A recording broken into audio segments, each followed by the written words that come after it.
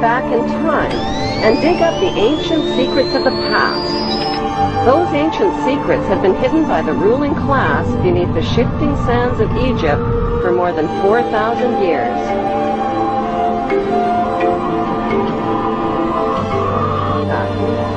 The ancient Egyptians kept detailed records of their culture and history in tombs, in temples, and on pottery.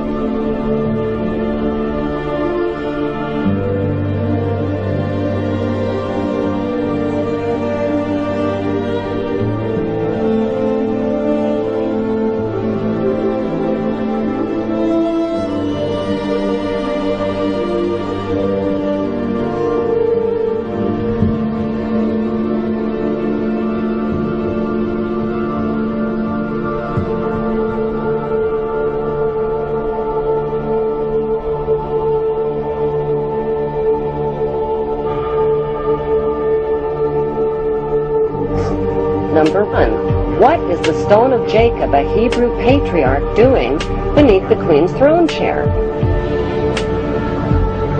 Number 2. Why was the queen crowned at her coronation ceremony on top of a symbolic Egyptian step pyramid? Number 3. The monarch's crown has 12 stones at the base, each representing the 12 Hebrew tribes. The 12 stones of the 12 tribes were also worn on the breastplate of Hebrew high priests in Canaan. Number 4. The Union Jack represents the reunion of the United Kingdom of the 12 tribes of Jacob, or Jacob. The Union Jack is red, white, and blue, the same colors as the 3 crowns of Egypt. Number 5. The royal scepter originates in ancient Egypt and was carried by the Egyptian god Amun and by Egyptian pharaohs, who called themselves the Son of God. The royal scepter is now carried by pharaonic descendant Queen Elizabeth II. Her scepter contains the world's largest cut diamond, called the Star of Africa.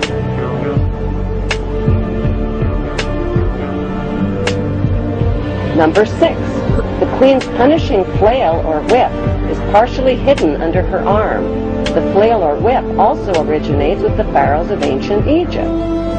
Number 7. The symbol of the bee can be found within the queen's royal wardrobe. In ancient Egypt, bees were the symbol of Egyptian royalty, as well as the symbol of Egypt. Number 8. The symbols on the British coat of arms reveal Britain's Hebrew origin. Number 9. The headdress worn by judges and the Queen's high-ranking officials originate in ancient Egypt.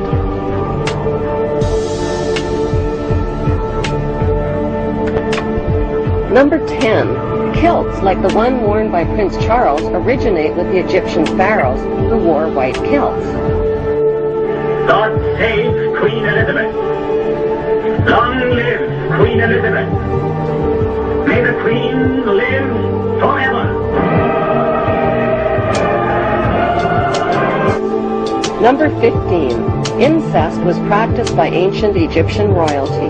Mothers married sons and brothers married sisters to keep the power and the money all in the family.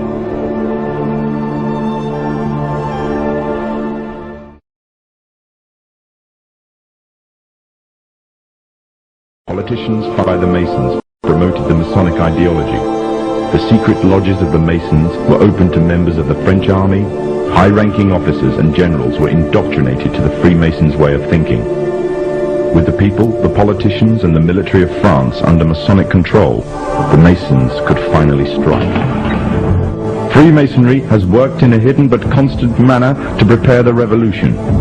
We are then in complete agreement that Freemasonry was the only author of the revolution, and the applause which I received from the left, and to which I am little accustomed, proves, gentlemen, that you acknowledge with me that it was Masonry which made the French Revolution.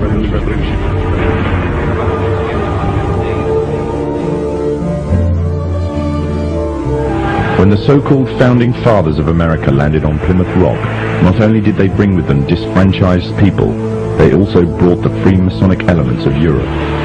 The injustices which the fathers of America were escaping from in Europe was also to be found in the new land, in the form of a tyrannical British regime. In order to gain complete dominance of the new state, The Masons used the same methods to gain control of France.